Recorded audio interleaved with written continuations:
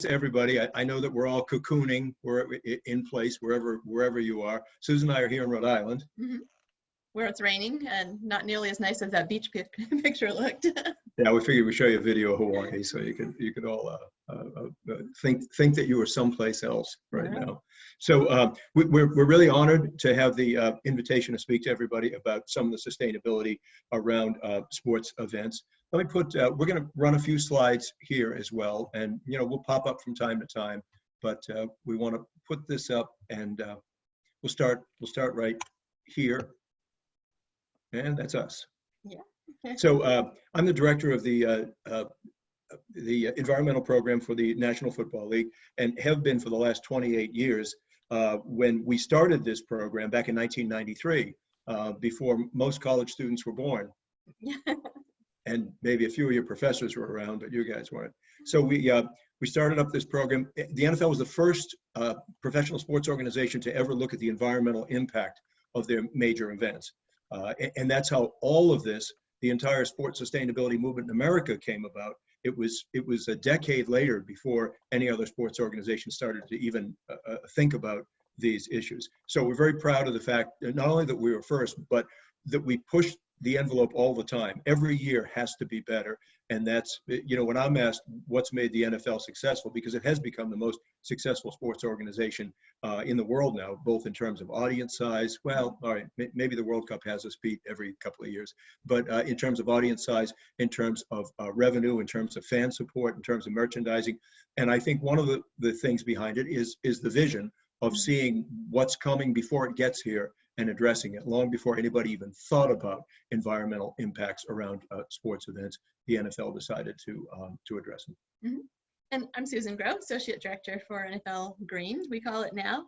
And at first glance, you may wonder what in the world environment and football have to do with each other. But like any big event, and Super Bowl, Pro Bowl, those are all huge events. Like any big event, we have an environmental impact. So just like concerts or other big sporting events, we want to make sure that any environmental impact we have is not only offset, but that we go above and beyond and leave places that we visit better than we found them. We want to leave a positive green legacy. And we're going to show you how we do that. Well, those are our two themes that we want to go over with you guys today. And please feel free to send in any questions. If you want, Maddie can moderate those questions, or she may put you up on screen. But the two areas we're looking at, number one, how do you lighten the footprint? How do you mitigate the environmental impacts of bringing hundreds of thousands of people into a community for a temporary event? All the construction that goes into that, all the resources that go into that, and the potential waste that it can create. So the first item is, how do you mitigate the environmental impact? The second one is, now that we've reduced the negative, how do we accentuate the positive, which is, as Susan mentioned, how do we create a green legacy and leave a community better than we found it? It took us a while to get to that point, but that's pretty much where we are right now. Where do we go next? Oh. Why do we do this? Oh, there we go. All right, is this one mine? I think this one's mine. Yours. Yeah, okay, so this was our mission statement back in 1993, and it's served us pretty well over the years.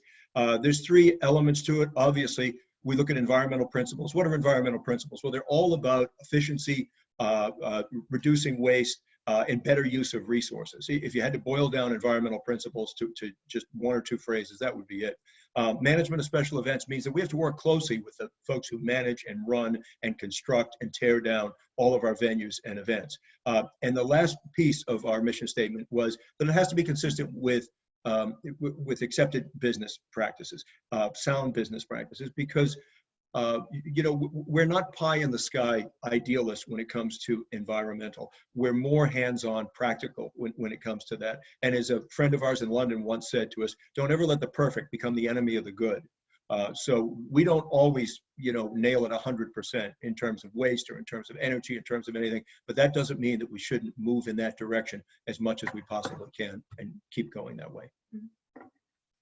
And I think one thing that's important to note is the way that we've gotten buy-in from our event managers and all the folks who work with us to set up Super Bowl is you talk about the best business practices and the bottom line. So if you can show that diverting waste, donating items is more cost efficient than throwing those things in the landfill and hauling them away, that's a win. Plus, people want to do the right thing, and we see that more and more. We think there are great opportunities around sustainability, especially for you guys coming up. We hope that that's true, though. Yes. we hope that there's lots of opportunities for you. Let me put this slide back up that you saw for a second there.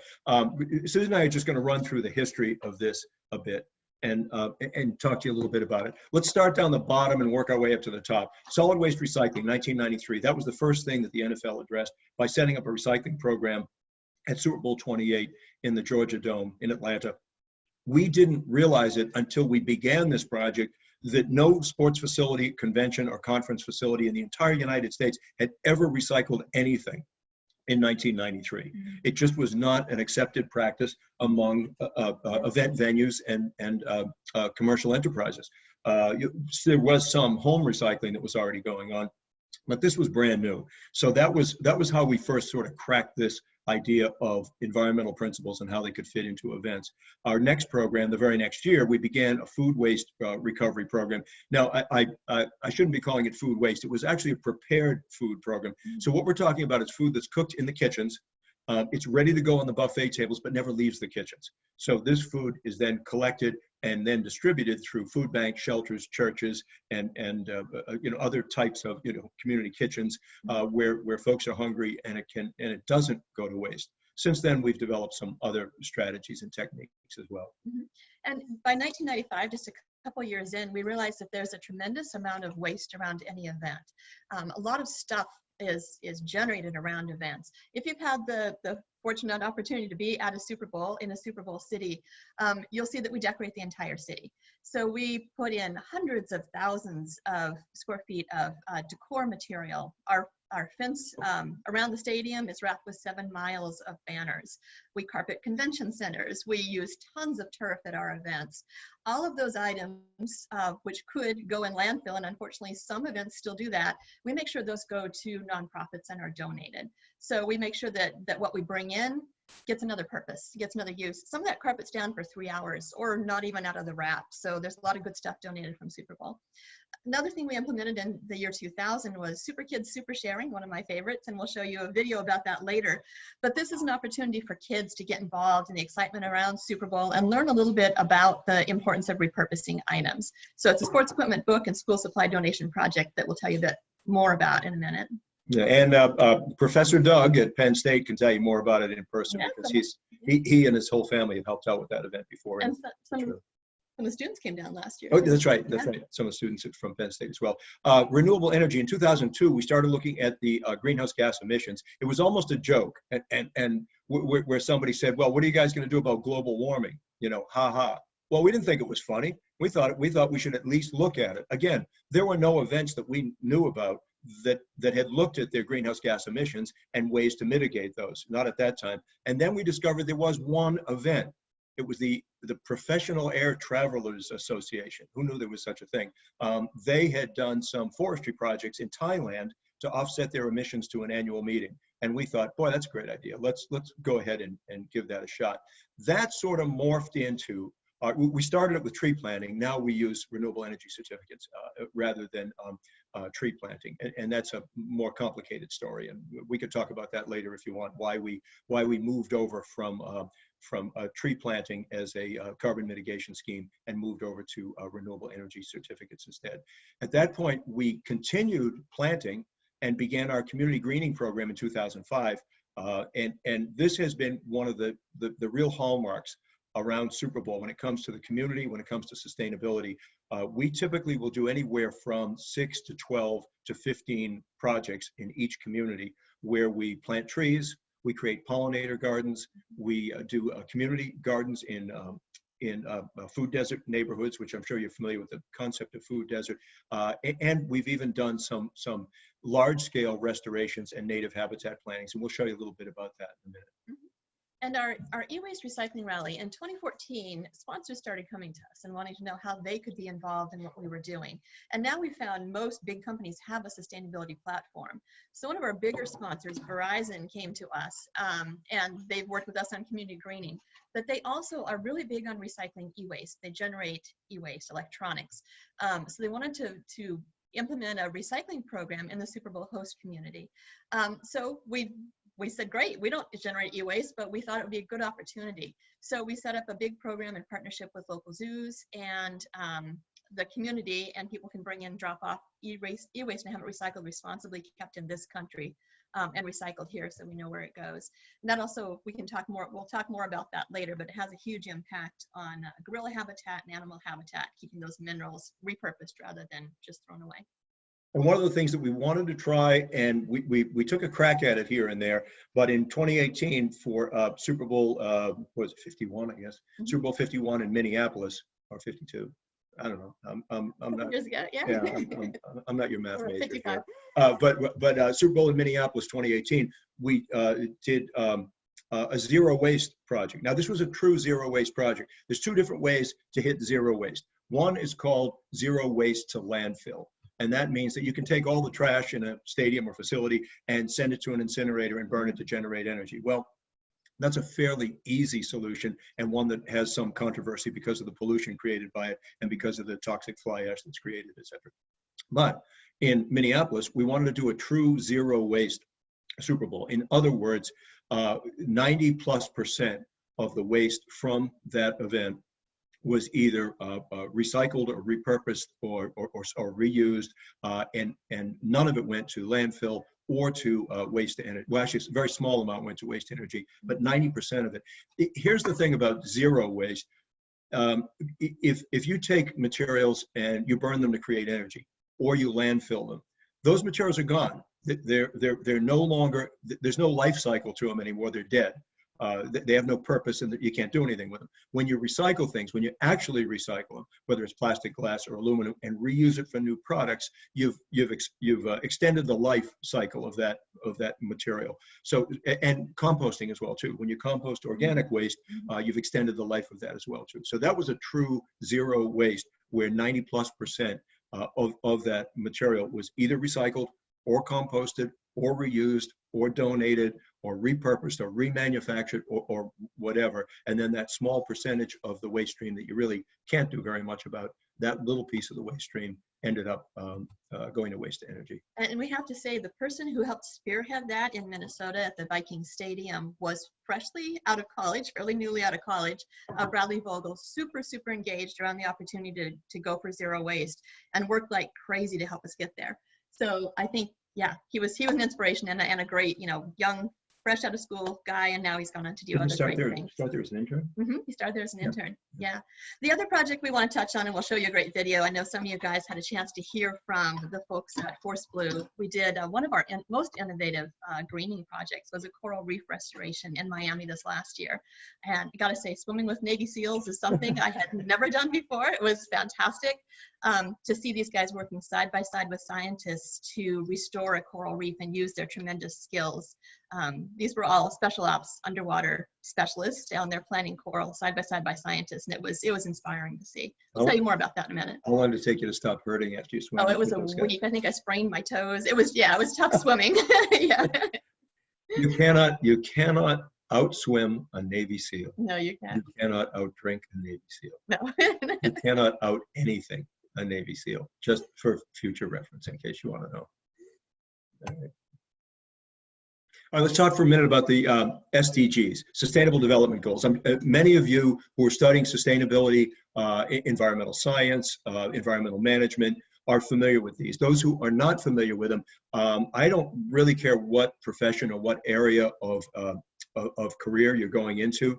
A working knowledge of the Sustainable Development Goals is going to be of great help to you moving forward. There many corporations around the world. The United States is a little bit behind, but we're starting to catch up now.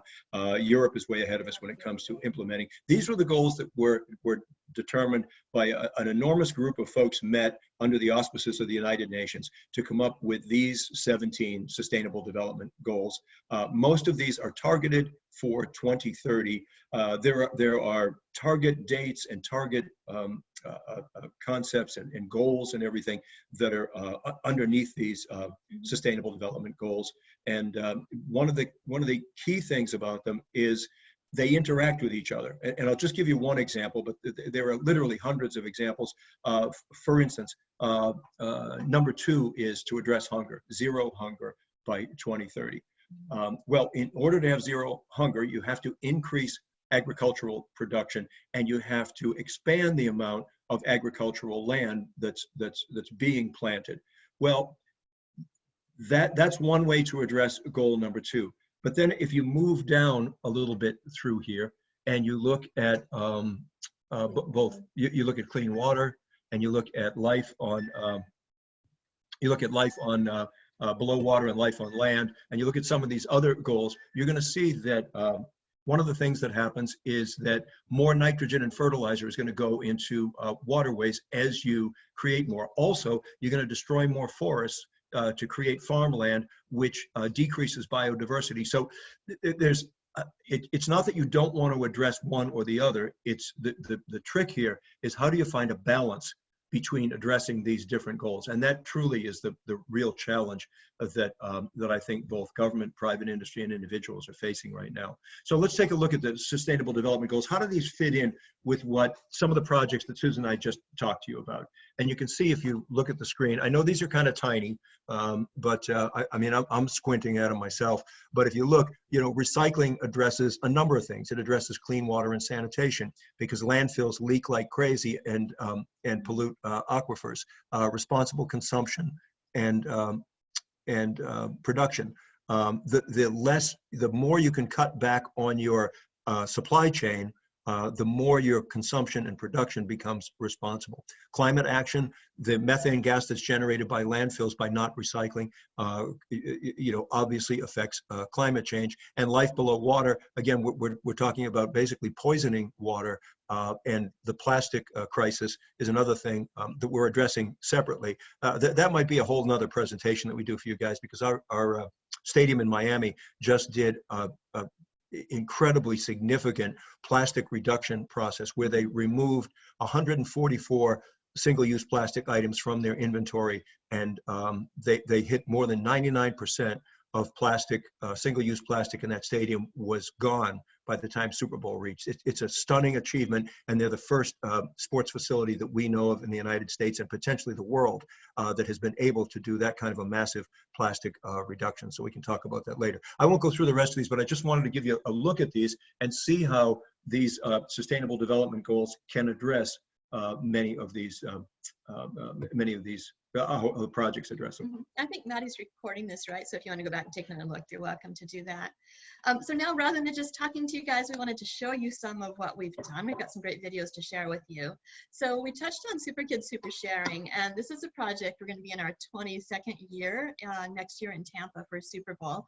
We started this project in Atlanta as a way to get kids involved. And it started, when we started out, we worked with 3 schools. They donated 200 pieces of sports equipment that went to a local Boys and Girls Club.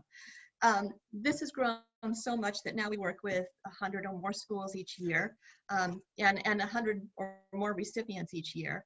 And kids gather up sports equipment and books and school supplies from their homes. We do this big event 2 weeks before Super Bowl, and as many as 40,000 items come in within 1 hour. So here's what that looks like.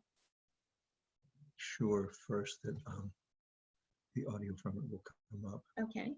So this is Minnesota. It won't look this way in Florida next year, of course. Okay. Make sure Okay. Step for that. Maddie, give me a nod of the head if the audio comes through on your end, because I can see you there. All right.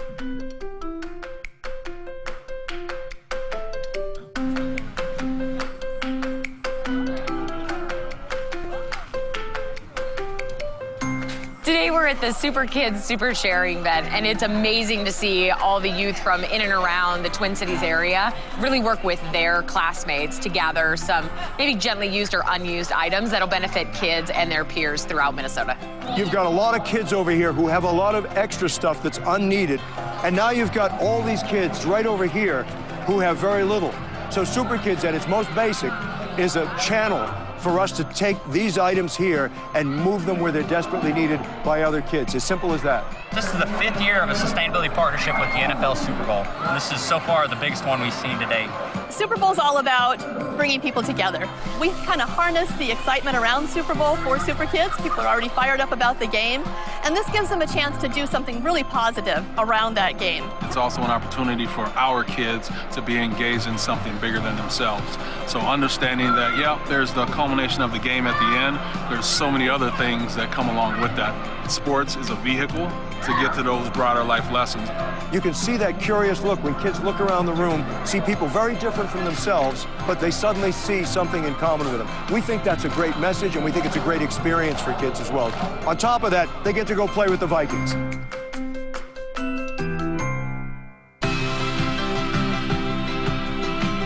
This is the biggest Super Kids event we've ever done. We are already at 43,460 items. Today's donation is going to go to support access to technology in our classrooms for our high school students. This is bigger than just sports. It's also an opportunity to give back to the community. I'm glad to see that young people in our community and across the state are becoming aware of one another across cultural differences and backgrounds, and having an opportunity to really connect and really make an impact on one another's lives.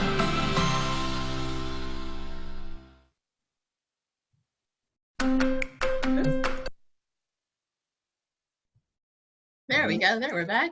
So one very cool thing about the Super Kids project that we're seeing more and more is it's a project that inspires generosity. So beyond teaching kids to repurpose and share items and recycle items that they no longer need, we're finding that people want to jump into this kind of a program. I know that Penn State is going to do something similar coming up. And this last Super Bowl for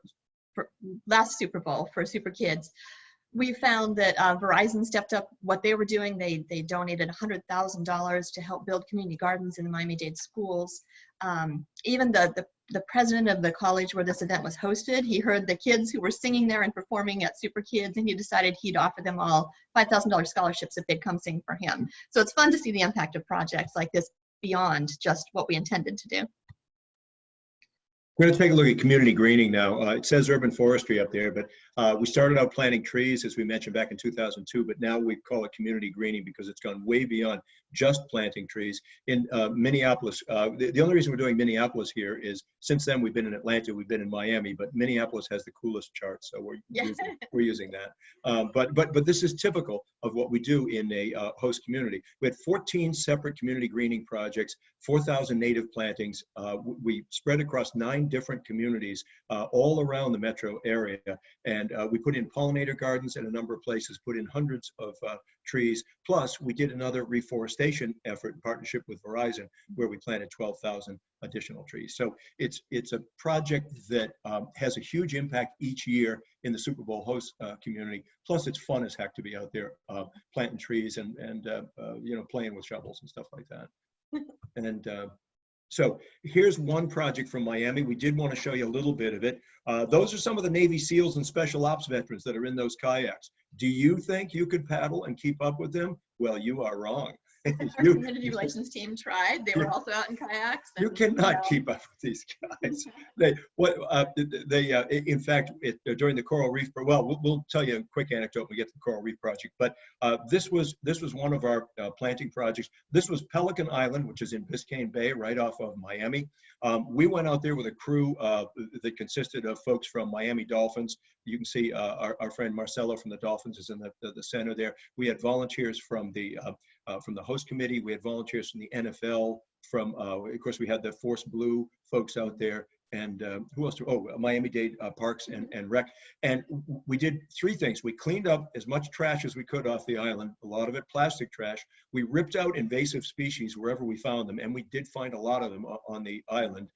And then planted hundreds of native plants to replace the junk, the invasives that had begun to grow out there. So again, that's just an example of the type of projects that we're doing. Yeah, and the reason those guys were in kayaks is we did a waterway cleanup in addition to cleaning the island. So the next thing we touched on, the e-waste recycling rally with Verizon, a great project that we've done. The minerals in your cell phones and in your laptop and other electronics you use often come out of habitat that is the place where endangered animals live. So when we destroy that to mine minerals, those animals are in tough shape. So the more we repurpose those items, the better. So here's a quick look at that project.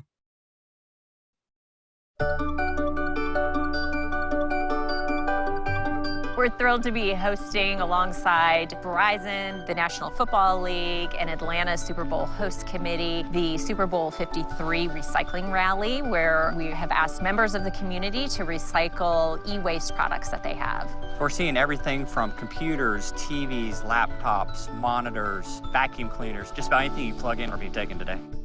As a conservation organization, we're always looking for ways where we can give people everyday things that they can do to help protect wildlife and their habitats. This stuff today are stuff that's mined out of animal habitat, destroys animal habitat. So the more we can recycle and save and preserve this stuff, the better it is for the environment. So we counted cars as they were coming in, and the 53rd car that drove up got a football because this is all for Super Bowl 53. We were just excited to hear about the recycling event and that they were taking electronics. It was just like getting treated for doing something good for the environment, so that's a great bonus. Super Bowl wouldn't be Super Bowl if it didn't activate a much broader segment of the community than just the sports fans who are here. E-Waste Drive here today is just one of those examples of something that has nothing to do with football, but is a way to connect with Super Bowl 53.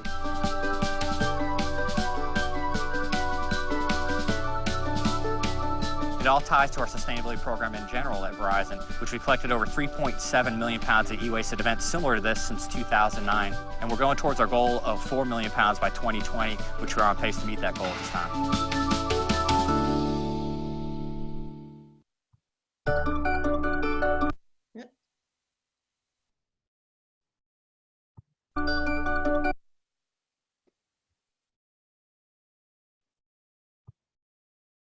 All right, cute little girls that you saw there with their mom, they were was it 53? Yeah, they were actually the 53rd car. Yeah, they were the 53rd car to pull up and drop off e-waste that morning for Super Bowl 53.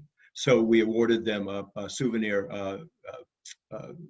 Super Bowl 53 branded football from NFL, which was kind of fun, and it got handed to them by a guy in a big panda suit, which, Yeah. you know, I mean, I don't think when those little girls woke up that morning they were going to get a football from a giant panda, but It wasn't their plan, no. yeah.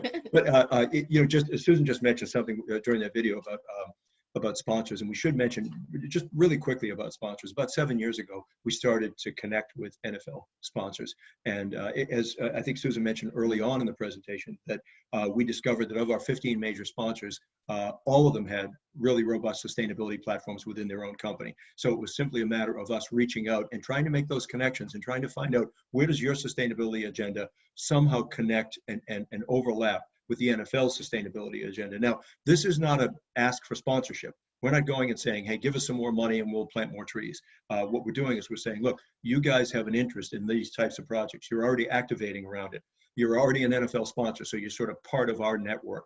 Why not take what you're already doing and highlight it around Super Bowl? And that's, for instance, what Verizon has done, because they do dozens of these, if not hundreds, of e-waste collections all around the country all year long, but none of them get the kind of publicity and public awareness and the opportunity to get that message out to folks compared to the one that they do around Super Bowl every year. Mm-hmm.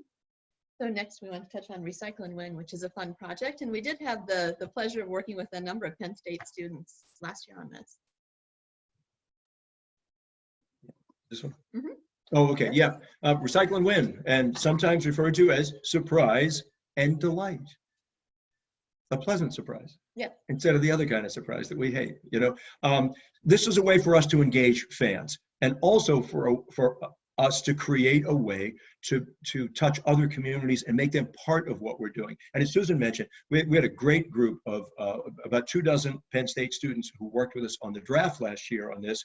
We're going to show you a couple of things from from a Super Bowl this year for the Recycle and Win campaign. The whole concept is simple. You catch fans in the act of recycling. You know, you break up into teams, you spread out through the footprint of the event. And then when you catch somebody recycling, if you're Susan, you run up and you scare the daylights out of them by screaming, "Stop, stop, don't put that in the recycle bin, stop." I did get so excited when I caught my first recycler that I did frighten them. I calmed it down after that. So, but the point is, once they calm down and their blood pressure goes down, we tell them that the reason we're screaming at them is because we're going to award them a unique Super Bowl hat. Unique meaning you can't buy it anywhere. It's specially designed just for us, or the NFL draft hats that we awarded last year. And then we offer them an opportunity to be on NFL Green's social media. So, for example, this year we had over 250 at Super Bowl, over 84,000 impressions over just about 48 hours of posting those up. So it's a great thing. People love it. They're really surprised at it. And I'll tell you just one quick anecdote. One of our guys, David Crawford, who's from Vancouver, he's part of our regular green team every year at Super Bowl. David was flying back through Toronto, and unbelievable. The guy sitting next to him in the plane was wearing one of our hats. And as I said, it's a unique hat. You can't buy it anywhere. So Dave played Mickey the Dunce with him and said, "Hey, how was Super Bowl?" So the guy talked about Super Bowl for about 2 minutes, and then for the next 20 minutes, all he could talk about was the hat, and how he won the hat by recycling a can or a bottle or whatever it was. So it's interesting because that became his Super Bowl story. And I like to say that the only downside of that is the rest of his life, every time he recycles a can, he's going to look around and see if somebody's going to award him a cookie or a hat or something. But so here's what it looked like at Super Bowl. This was Super Bowl in Miami this year. Those are some of the lucky fans. And you know, they just have a ball with it. They have so much fun with it, and our folks have a great time with it as well. And that's the hat that I was talking about that these folks are wearing. It's kind of a neatly designed hat, and again, you couldn't get it anyplace else, and people really loved it. And we did try to mix it up. So when we go out, when we send our crews out there, we say, let's make sure that when we're hitting up football fans, we're looking at all the demographics, the NFL demographics. So we're doing male, we're doing female, we're doing different cities, we're doing young, we're doing old. We're trying to look at racial diversity among the folks who we catch in the act of recycling. And you know, it's not that difficult. You really have to be looking, though. You have to be thinking about it, and then it works out pretty well. So it's not just a matter of who's the most convenient, but how do we spread this around and make sure that we got a really good representation of what the crowd at an NFL event looks like. And just for the sake of nostalgia, PSU students, I know you're out there. This is the crew from last year, and I'm sure we probably have a couple of you on the webinar today. And that was the folks at the draft. All of those are the Penn State students. Look at those snappy uniforms that we gave everybody. I mean, honest to God, you know, you probably should have paid us to be there, but you didn't have to. But it was really neat. It was really fun. And you were a great group to work with, and we really enjoyed every minute of it. So now we want to tell you about a project that's probably one of the most unique we've ever done around a Super Bowl. We've planted trees before, we've done community gardens and pollinator gardens and restored habitat. But when we got to Miami actually we got there early on in the spring before this last year. And one of the people on the host committee said, well, you guys plant trees. What do you think about planting trees underwater? And we thought, okay, that's an interesting idea. But he was really into restoring coral. And we learned a lot about the devastation to the coral reefs in southern Florida. And we started to try to pull partners together to see if we could do something to make a difference. Through a connection at Penn State, we learned about Force Blue, which is a group of retired Navy SEALs and special ops veterans. And they do work to restore coral, save sea turtles, do all sorts of stuff. So we partnered with them, and in honor of the NFL's 100th season, we planted 100 corals, climate-resistant corals that would do better to restore our reef. So we'll show you what that looked like. We'll tell you a little bit about Force Blue and show you that project too. It's been 2. Oh, we should mention one quick thing. I think some of the Penn State students may have seen this when the Force Blue guys did their presentation. But we still think it's certainly worth seeing for those who have not seen it yet. It's been 2 years since Force Blue trained its first team of Special Operations veterans. What began as a novel way to utilize these elite warriors' skills and training in service of our oceans and to return to them the sense of purpose and belonging they had in the military has quickly grown into a model of caring, cooperation, and positive change with the power to restore lives and the planet. We're rescuing at-risk frags of elkhorn coral to help recovery over at those sites that were damaged by the hurricanes Irma and Maria. To take the training that we had and implement into real-world use, that was one of the things I loved about the military, is we had mission, we had purpose. There was something we were doing every single day, and there was reason behind it. It feels good. That self-respect and dignity that I had from the Marine Corps.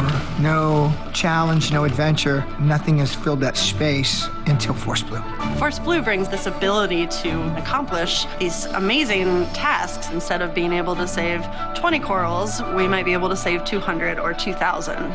We end here tonight with a group of veterans on a new mission. They become eco-warriors, out to save coral reefs, and in some cases, themselves. News outlets across the country have told the Force Blue story. We don't advertise this as a therapy program, but the process of it is very profound to the people involved. Now, we have a rare opportunity to tell that story to the world. How does planting 100 corals in honor of the NFL's 100th season sound? Well, it sounds like they're making a difference. This fall, in honor of the NFL's 100th season, Super Bowl 54 in Miami, and America's military veterans, Force Blue will be spearheading 100 Yards of Hope, a football field-sized coral reef restoration project in the waters off South Florida. We're at the restoration site, so we've arranged the plot to look like a football field. So each buddy group is actually going to take one of the yard lines to outplant 12 corals to build the perimeter of the field, and then we're going to complement the inner part with a lot more of the high-density restoration to really make it a beautiful site. Man, this is entirely different. Most of the things that I've done have been more on the demolition side, so this is pretty neat in the restoration side. Capitalizing on the platform afforded by the NFL in its centennial season and the millions of fans who will be tuning into Super Bowl 54, Force Blue intends to make this the most comprehensive, most collaborative restoration effort ever mounted. But we need your support. Join us on this historic mission and help the Special Operations veterans of Force Blue showcase what's possible when we all care enough to care. Visit www.forceblueteam.org.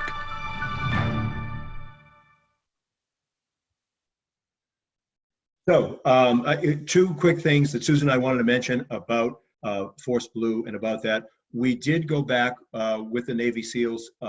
Actually, they went back. We didn't swim with them the second time. They went back 6 months later to check the site out, and that area that looked like a barren underwater desert when we first got there in the late spring, early summer. By the time the fall hit, that area was a thriving ecosystem. Not only had the coral rooted, it had spread, and the area that was just absolutely devoid of marine life before that was now filled with, there were lobsters and there were fish, and there were octopus down there, and just all kinds of, and other types of sea plants, underwater plants as well too. So it really, the restoration project is possible, and I think the most important lesson that we were trying to get out by that project was that this kind of stuff, it is possible to do. It is possible to reverse that trend. And I think one of the most impactful things about this project was it brought together people who were all kind of working in this area, but not working together on it yet. So by doing this around Super Bowl, you know, great spotlight to shine on a project. We brought together folks from Florida DEP, from University of Miami, from Frost Science Museum, the retired Navy SEALs. We brought together all these different groups to work together, and now they're going to continue that work. We leave Miami, we go to Tampa next year for Super Bowl, but that work's going to continue to help restore that coral reef. And also we got the governor inspired, so he just announced a project to do a lot of work around coral reef restoration. So you never know what kind of an impact you're going to have just by pulling folks together and saying, hey, we can do something about this. And now as we move on to Tampa, we've just learned that the climate-resistant coral we planted in Miami was actually started at the aquarium in Tampa.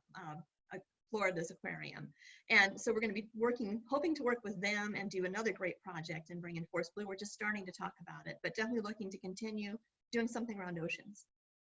And now I think we can open up to questions and answers if anyone has any. Yes. So if people have questions, you can do the raise hand function and then I can go call on you, and then request that you turn on your camera if you'd like, and also audio. But just to get us started, there is one question in the chat. So it says, consumers are really just there for a good time, hence like the NFL, Super Bowl and everything. How do we get them to care about sustainability while they're there?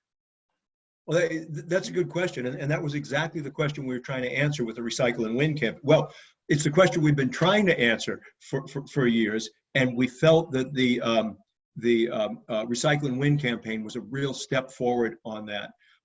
So there's a couple answers to that.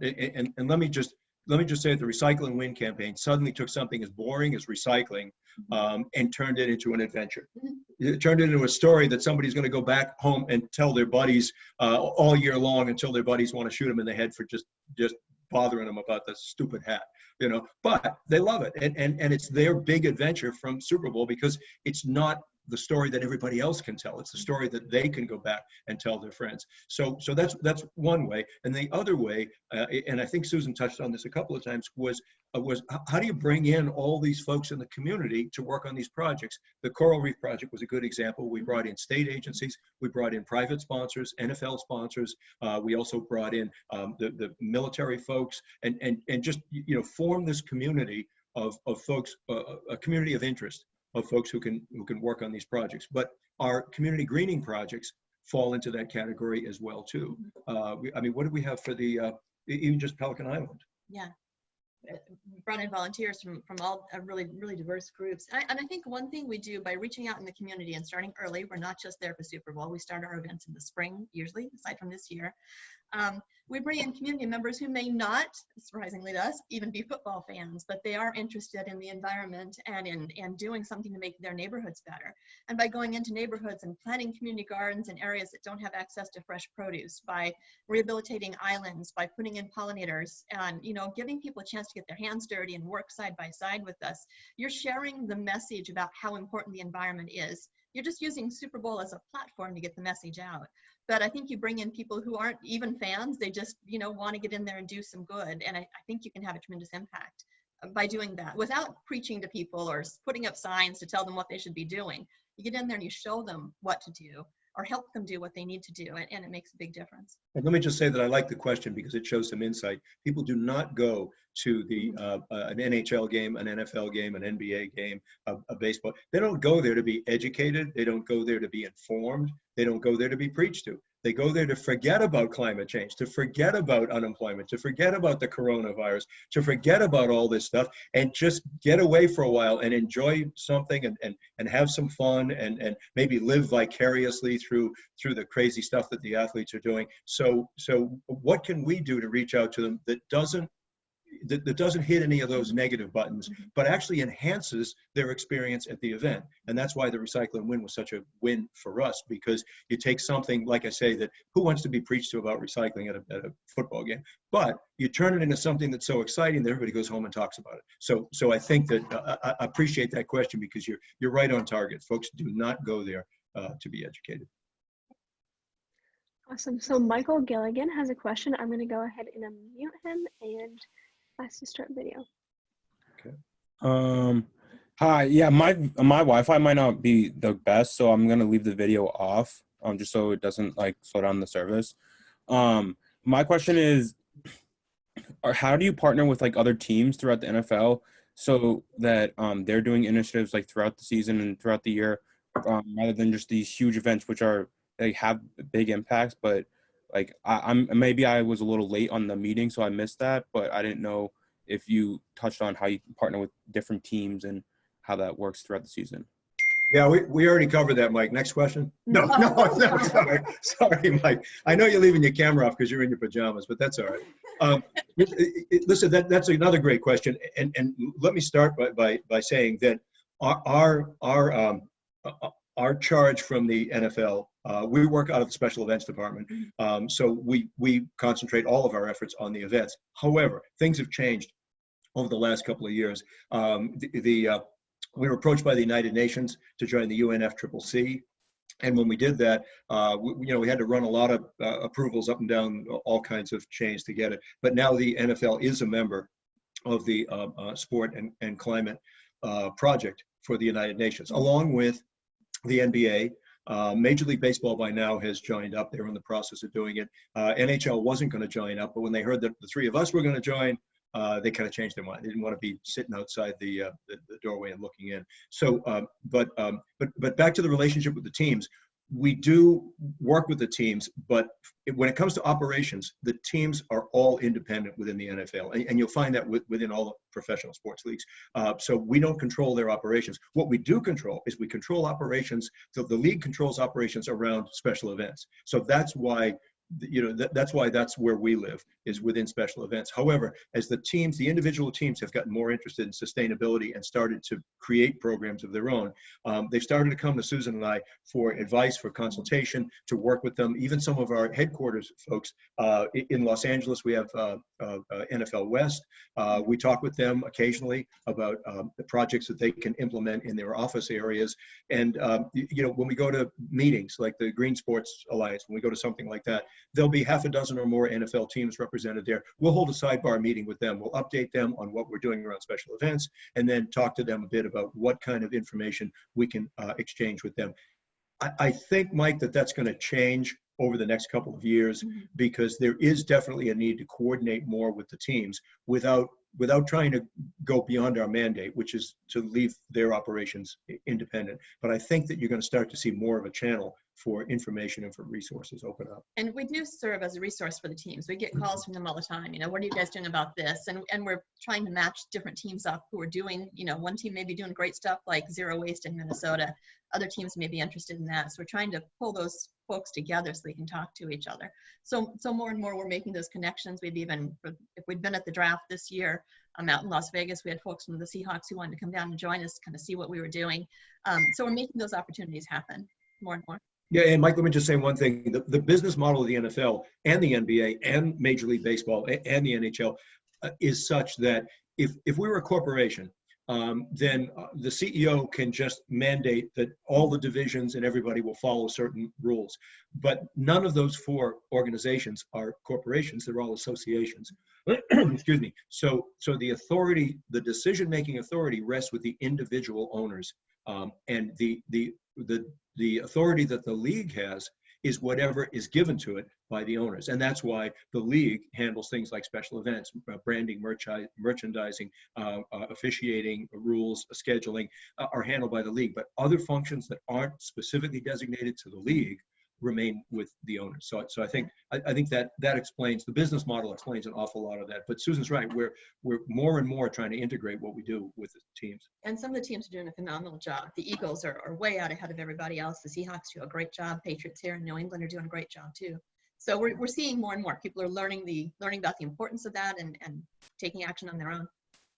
Yeah, I just saw a lot with your partnerships with Verizon, so I didn't know that if the team's involved in the Super Bowl, like the Patriots when they're in Atlanta, did they partner with you guys and do some actions for the events as well, or if they do things throughout the season? Because, yeah, I understand sort of the business model, but I didn't know if you also partnered with them. They do some great stuff on their own during the season. When they're at Super Bowl, though, forget about it, because they're there for the game. We don't have access to them. Nobody has access to them except the coach. It doesn't matter which team it is. I mean, many years ago, the teams didn't take Super Bowl seriously, and they might be out partying in New Orleans or something like. That's not the way it runs anymore. So they're pretty much sequestered when they get there, except for the media. Yeah, although we do, if we can, include them in things like our food material recovery. That's just part of what we do at Super Bowl for everybody who's there. Yeah. Awesome. Thank you so much. You're welcome. So another question that we have is, can you talk about the impact of events such as the NFL Super Bowl on young people and their interest in sustainability? Well, I guess we see more and more. I know where we can, we've been involving college students in our events and having them come and help us with things like the Recycle and Win program and Super Kids. I know we're seeing more interest at younger and younger ages. It's like this next generation coming up knows that this is something that they're going to have to tackle. Case in point, we were, for Super Kids this last year, we do a green pledge. Jack does this real fun green pledge with the kids where they all, vow to do the right things.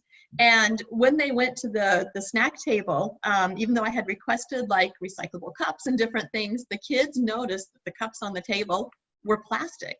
And they said, wait a minute, we just took a pledge to not use plastic and you guys have plastic cups out here. So they called us on it. It wasn't something that I'd noticed because it wasn't what I'd asked the caterer for. They brought something else. But the kids are paying attention. And I think they just get that this stuff needs to happen. So we see a lot of interest at the college level, but we're seeing more and more at younger ages. In Florida, they just did a big sea level rise summit. So kids certainly at the high school age are getting involved and asking questions and wanting to know what they can do next. You think we're going to have plastic cups at the next Super Kids? Definitely not. Damn right we're not. No. So that's how we learn sometimes too. Let me just go back and mention what add on to what Susan said about Super Kids. Super Kids to us is a perfect example of sustainability. It may not look at first look like, well, this is a fun event and you're donating some stuff and what. Okay, sustainability has three components to it: environmental, economic, and social. These are the three components that you have to address for true sustainability. The Super Kids event was our way of bringing school children into the concept of sustainability. And we don't talk to them about sustainability, we just demonstrate it through the project. So environmentally, most of the stuff that's donated is stuff that's extra. It's my soccer cleats from last season. It's my extra pair of rollerblades. It's the baseball bat that I was using last year. I got a new bat this year. This is stuff, and lots of books and other stuff. This is stuff that is scheduled to go to the landfill. This is not stuff that's currently being used by people. So environmentally, we're keeping that stuff out of landfills and we're taking it and we're adding value to it by moving it to someplace where kids actually need it, can use it, and want it. So there's the environmental piece of it. The economic piece of it, I'll give you just one quick anecdote on the economic impact. 2 years ago in Minneapolis, we had a local company that was a sponsor of the Super Bowl host committee. They had about 1,500 virtually brand new iPads, but they were upgrading to the next version of the iPad. So they brought them to Super Kids to donate them, along with chargers and everything else. So each of the recipient schools ended up walking out of there with about 24 virtually new iPads and chargers. I have to tell you, there were teachers who came up to Susan and I with tears in their eyes and just gave us a hug and said, you can't imagine. I could never dream about purchasing things like these for my kids. I get $100 a year for supplies. And these are things that are desperately needed for my kids to have some access to technology in their education. So you look at the economic impact of it, there's a huge economic impact there. Add to that the value of the books and sports equipment that are all donated. And in terms of social, here's the thing that's not so obvious. It's obvious to us because we look for it, but when you saw that video, you saw kids from all different neighborhoods around we saw Minneapolis this time, right? Yeah, from all around the Twin Cities area. There were kids from different religious schools, there were kids from public schools, there were kids from academies, there were kids from well-to-do neighborhoods, there were kids from Title I schools, there were kids who were Black, who were white, who were Hispanic, different religious groups. This was a mix that really was a melting pot of the Minneapolis Twin Cities area. Now, most kids grow up playing with their friends in their neighborhood and their school. And still today in this country, there's still a lot of de facto segregation where if you're a white kid growing up in a white neighborhood, going to a white school, that's pretty much all you're going to see every day. Or if you're Hispanic, or if you're Black, or if you're whatever, you're not going to have those kinds of relationships. So for that one day, we have all these kids, we have 500 kids in that facility from all these different neighborhoods, and at least for one day, they can look around there, and they look around and they see kids who look and seem different from them and from their friends, and yet for that one moment, they're all dedicated to the same goal, which is to collect items to help needy kids in their own neighborhood. So there for us is the social impact that it has. We don't talk about it with the kids. We would rather just have that sink in. Let them go play together, yeah. Yeah, and then they go play together after they do that. I think too, one more thing from Super Kids this last year, I always have I have schools who donate, schools who receive items, and some schools do both because they have mixed income. And this last year, I had a teacher who called me and said, we are such a poor school, I don't think we could donate. We'd like to receive. And then she called me later and she said, we really want to try and give. Our kids don't ever give, they always get.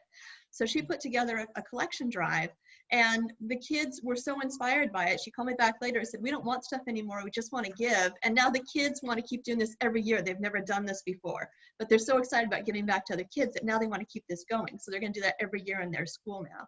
So there's lots of impacts. Kids, you know, kids are engaged. We engage them in community greening projects where we can too. And I think there's definite interest there. So I know that was a long answer, but. Very cool. That's very cool. We have another live question from a familiar face. So Emery, take it away. Let's see. Hi.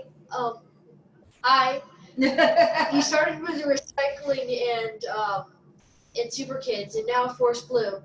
Where do you see the next big thing? The next big thing. Well, first of all, I have to ask Emery, did your coconuts grow that you picked up at the fruit and spice garden? Yeah, they're growing. That's Really? very cool. Very cool. Oh my God! Palm trees in Pennsylvania. I love it. I love it. Oh, now I've seen everything. Well, Emery, that's a good question, because the future is always, you know, the future gets here much quicker than we ever anticipate it's going to be here. So we finish one event, and then we stick our heads back up out of the chaos and we say, all right, where are we going next? So where do we go next? The Coral Reef Project was something we never anticipated. That was something that we, you know, if you had asked us 2 years ago, where are we going, that wouldn't have been one of the things that we would have said. So there's two answers to your question, I think. One is we try and keep open all the time to new ideas, new concepts, and new needs in the communities. So when we go to Tampa, we organize a lot of meetings starting a year in advance, where we meet with community groups and government organizations and nonprofits and others, and get a sense of what that community needs in terms of sustainability, and whether or not we have the resources to do that. So that's how the whole Coral Reef thing came up. Tampa is almost a blank slate right now. We've already started our meetings. We've already sketched out some of the things that we want to address. But how do we address those? That's something that we haven't determined yet. We have had some talks with folks about doing other types of coral projects. Definitely planting mangroves. There's a lot of concern around waterways in the Tampa area, so we're doing stuff around there. But I think if we look a little broader, I think one of the next big things you're going to see is plastic reduction, because it's on everybody's radar now. If you guys have been watching the videos and documentaries out there, so many sea animals, so much sea life is impacted by the plastic that's dumped in the oceans. Jack just did a report where, 40% of the ocean's surface is contaminated with plastic now. So I think if people start following the great example they set in Miami and getting plastic out of huge venues like stadiums, that's going to take hold. I think it's going to take a push from all of us, but I think that's going to be the next big thing. Because if one stadium, Hard Rock Stadium in Miami, can eliminate 99+% of all the single-use plastic in their stadium, then other stadiums can do it too. You know, I always try and remember, Emery, that everything that any of us have ever done was impossible until somebody did it, and then it was no longer impossible. And I think that's what Hard Rock Stadium proved this year. And as Susan said, we just, at the request of the commissioner, we just did a pretty extensive report on how Hard Rock Stadium reached that plastic reduction, and you know, the techniques, the strategies, and what the opportunities are for the future. One of the things that we plan to do now is to share that document among all of our teams, and even still, and here's something interesting that I always like to let people know about this. We compete to the death, almost, with the NBA, with the NHL, and with Major League Baseball. We compete for audience, we compete for sponsors, we compete for broadcast rights, we compete for merchandising rights. However, there's one area where all four of these professional leagues have made a conscious decision to work together and to try and you know, move the ball forward together, and that is sustainability. So we're looking right now to get permission to take that report and also share it with the folks from all those other sports leagues too, and say, look, we've done this, but we're not going to keep it to ourselves. We want to share this information so that you guys can go there. I'm really glad you mentioned the plastic thing, because I've had my nose so buried in it that you know, I couldn't see the forest for the trees. Do you remember the number of how many items are eliminated each year by getting rid of plastic? It was millions. 2.8 million single-use plastic items generated in that stadium each year. It's now down to 17,000. Now, I know 17,000 still seems like a lot, but that's on an annual basis, and that's down from 2.8 million pieces of plastic going in the way. Boy, you're really smart. I'm glad I listened to you all the time. Yeah, good team. I should listen to you even more. I'm gonna shut up. Thank you. Hey, great question. I'm glad the coconut's surviving too. So another question that we have is, are initiatives starting around regular season games in individual stadiums and not just the NFL Super Bowl? Yeah, and I think we talked a little bit about the teams, but maybe we can dig into that a little bit more. As Susan mentioned, some of our teams they're all over that. The Philadelphia Eagles are the first sports organization in the United States that has received ISO 2012-1 certification. And if you don't know that, go Google it, because I'm not going to tell you what it is. But it was the sustainability standard that was developed for the London Olympics in 2010, and now it's become kind of the gold standard for event venues. In fact, Wembley Stadium in London, which hosts 4 of our NFL regular season games every year, is working on that as well too. And we've been consulting with Wembley Stadium and with NFL in Europe over this. We have a division in the United Kingdom, NFL UK. So but as far as the teams go, many of the teams, as we said before, are moving forward and moving ahead. I can just give you a couple of quick examples, like the Atlanta Falcons at Mercedes-Benz Stadium in Atlanta. They're looking now too at plastic reduction, and they've started to switch from plastic cups to aluminum cups. Now you may say, well, aluminum cups could still end up in the waste stream. In fact, an awful lot of those get taken home as souvenirs, number one, so they don't end up in the waste stream. And the ones that do, aluminum is the best recyclable commodity you can possibly have, because virtually all the aluminum in this country gets recycled, where very little of the plastic gets recycled. So it is a big step up to switch from one to the other. And it's an expensive step, but it's a good step. So the teams will be continuing to work on initiatives on their own. A lot of our newer stadiums too are LEED certified. So especially like the stadium in Atlanta, the Falcon Stadium, is gorgeous. The air you breathe inside that stadium is cleaner than the air outdoors. They've just put in tremendous initiatives to make their venues more sustainable, more energy efficient. So we're seeing that more and more as new stadiums come online. But we're also seeing stadiums doing a lot around, I mean, they've always done stuff around recycling, but they're building more into their infrastructure, doing stuff with wastewater, reducing use of water and energy. So it's been impressive to see, and some teams are way out ahead with that, and others are trying to catch up. And you know what we don't have? We don't have a comprehensive database of what all of our teams are doing. And it's something, I think this goes to Emery's question as well too. What's in the pipeline for the future? And one of the things that Susan and I are pushing really hard for is to create some type of a database, a channel, a survey, so that we find out from all of our teams, what are they doing in the area of sustainability? We know here and there what teams are doing, but what we need is a comprehensive survey of all the teams. The last time anything like this was done was over 12 years ago, and it was only done partially. But we're looking to do that now, and that's going to be a tremendous resource for us and for the teams to know everything that everybody is doing in terms of energy conservation, in terms of emissions offsets, in terms of water conservation, in terms of waste diversion, in terms of material handling, material repurposing. These are the things that we need to know, and we don't right now. But it's in the pipeline. Yeah, and some stadiums, just to add real quickly, some of the stadiums have really done some really cool things. In San Francisco, the stadium there has a rooftop garden. So a lot of the stuff that you are served in the stadium during games, they've actually grown it there. So a lot of really innovative stuff happening there. Awesome. So another question that we have is, how do the long-term programs of Miami and Minnesota change after they've implemented these special initiatives revolving around the Super Bowl? And how do these ideas transition into longer-term sustained efforts when they aren't in the spotlight? Minnesota first. Well, Minnesota was not a one-and-done project. The Stadium Authority in Minnesota, in partnership with their catering service, Aramark, this was a goal not to just hit it for a game. Oops, did it again. Not to just hit it for a game and then forget about it. Their goal was to modify their operations and their supply chain so that they would become a zero waste facility permanently going forward. Now, they have not hit zero waste for every event that's come in there post Super Bowl, but their waste diversion is tremendously high, close to 90%. for most events. And for some events, it is a zero waste event. So it wasn't for them or for us, just sort of, let's do it once and forget about it. In terms of the Coral Reef project, do you want to talk about what's going on with that now? Well, so the 100 yards of hope now.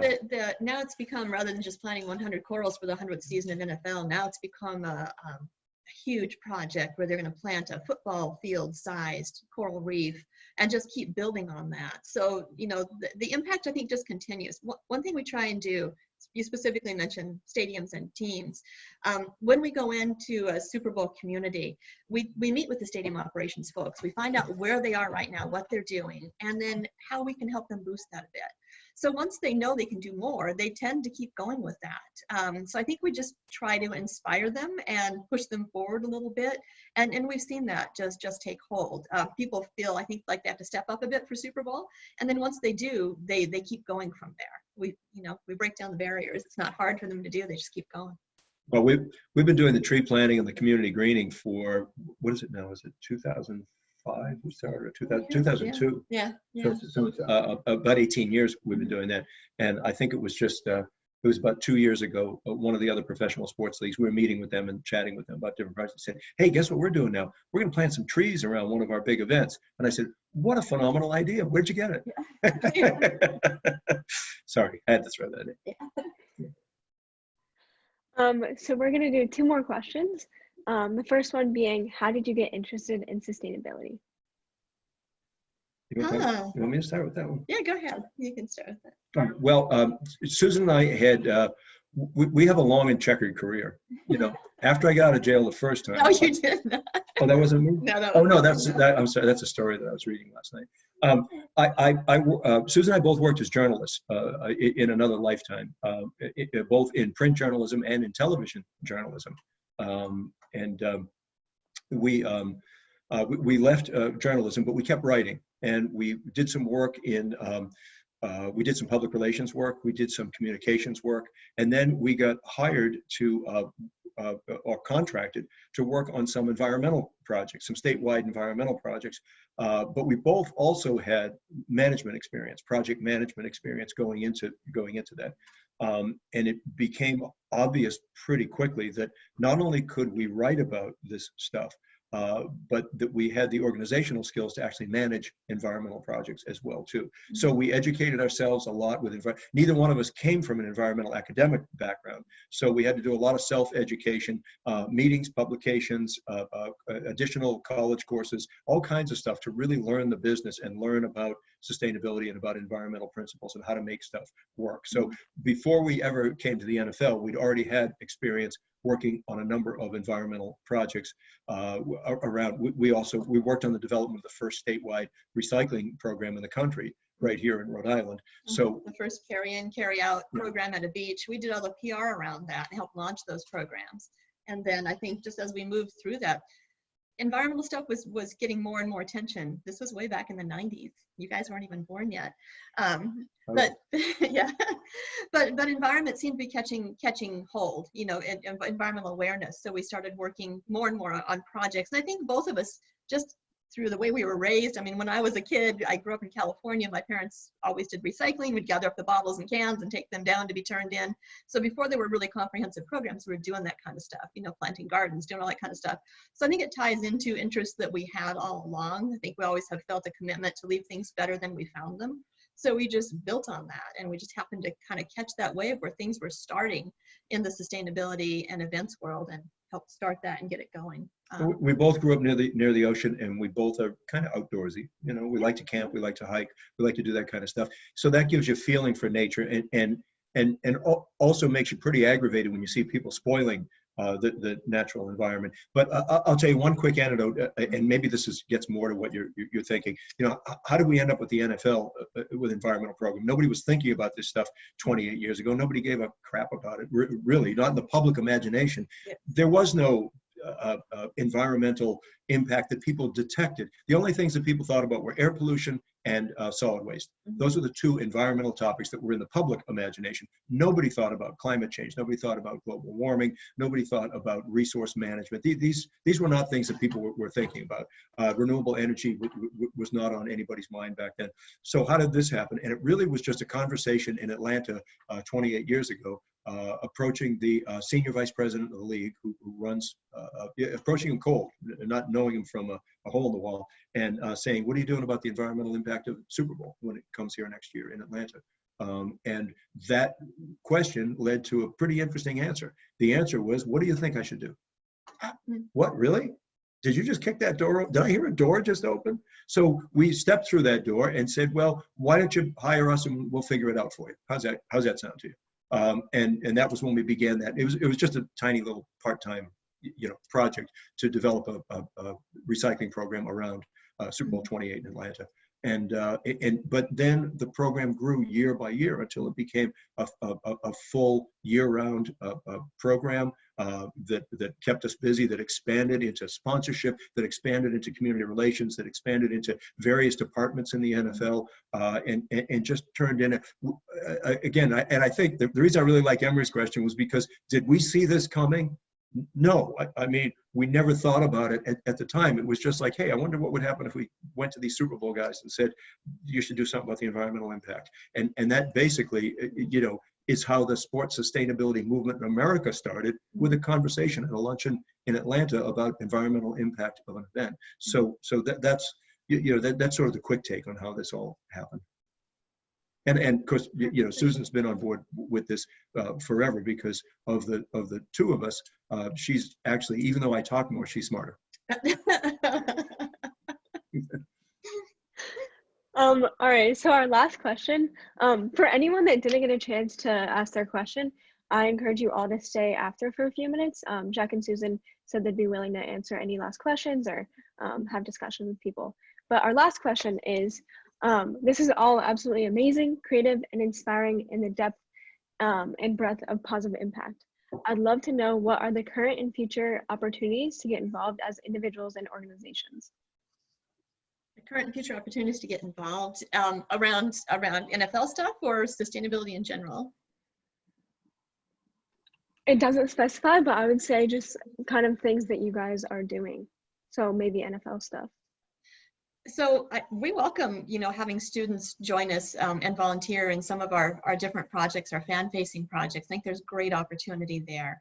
And then as far as, what you guys are learning about sustainability now, we see more and more corporations. I mean, they have sustainability platforms. They need people who can come in and figure this stuff out. We had a call with a marketing group a couple days ago, and we've done material recovery with them. They run our NFL house, which is a big it's a big event that's put together just for players and their families. They have everything from gyms there to porch swings and lots of activities for the kids and stuff. And they put this event together. So they wanted to know more about how we do event sustainability. And what they were telling us is big companies like Google and other companies they work with who put on these big events have the budget and have the will to want to do things like material repurposing. They set up huge events all over the country, and then they end up throwing stuff away. Printers, things that could be donated, somebody else could use them. So they're trying to find out more about what we do. And I see a lot of opportunity there as more and more companies become aware of this, especially around events, for students who can put this all together. Know the sustainability end, but also know the event end, and have the imagination to see how you can pull those things together and do things to have a positive impact in the community. Look, there's a train coming down the track, and we're all standing in the track, and we can't get out of the track because we live there. But the problem is, the train's not coming at us 50 miles an hour. The train is coming at us at a snail's pace. And because of it, people are slow to react. There's that old story about, you put a frog in a pot of cold water and you turn the heat up, and the frog doesn't notice that it's getting warmer a little tiny bit at a time. And and eventually the frog gets boiled in the pot because he doesn't really notice because the temperature change. This story's a bunch of crap. Anyway, we tried it in the kitchen. The frog said, "Screw this," and hopped right out. But what the train that I'm talking about is climate change and the worst effects of climate change. So it's coming, and we see the tip of the iceberg now, but it's coming so doggone slow that many people look at it and say, I don't really see it. Well, of course you don't see it. I mean, because it's moving very, very slowly toward us. So what's the answer to that? Well, the answer to that is that sustainability has become more and more important, and learning about sustainability and understanding things like the Sustainable Development Goals, things like climate risk management. Yeah. I think if I was starting all over again in college right now, and was a young guy looking for a career, and take out your pencils, I think I would be learning as much as I could, or studying to work in climate risk management right now, because it happens so doggone slow that it sneaks up on people. But you look at the coronavirus now, what company was prepared to handle this? Who even thought that we would shut everything down like we have now? We look at our stadiums and how vulnerable they are to climate change. They are the place where people shelter if there's a climate or a health emergency. Their business model can be tremendously impacted by climate change. So risk assessment, I think you're right, is a huge area in the future. And it's a big area in business anyway. I mean, most businesses have a risk management a division or folks who work on risk management for them, but climate risk management is different. It's not one big event. It's a series of events that take place and oftentimes develop slowly and sneak up on you. So I think I see opportunities there as well too. I don't have a copy of the Occupational Outlook Handbook right in front of me, but if I did, I would hold it up to the screen and go to the page about sustainability and hope there is one in there. So keep learning, because eventually you guys have to take over what we're doing here. Yeah. Wonderful. So that's the time that we have for group questions. But like I said earlier, if anyone wants to stick around and ask a personal question, or even just chat with Jack and Susan for a few minutes, you're more than welcome to do so. Looking into the future, we have another Stimulate Showcase next Friday at noon. We will be featuring a Penn State student named Nick Eunice, who invents his own shoes. So he's the owner of a footwear company where he takes plastics and molds them into footwear, which is really awesome and super innovative. So definitely tune in for that. Again, this talk today is recorded, and we'll be posting it on our websites and sending it out via newsletters and stuff. So if you didn't get a chance to watch the full thing, or if you want to send it out, feel free to do so. And if you aren't on the listserv and want to for our newsletter, feel free to just put your email in the chat or send it directly to me, and I will add you in. But with that being said, thank you so much for joining us, and huge thank you to Jack and Susan. I feel so lucky that we finally got them to speak at a showcase. It might not be in person, but this way it works better, and more people can see it. So thank you so much. Well, one of the few advantages of the coronavirus is we're easy to find right now. Everybody's at home. Yeah. We'll take it. Yeah. But yes, if anyone has questions, feel free to turn on your mic and video, or you can send it to Jack and Susan privately via chat, whatever works best.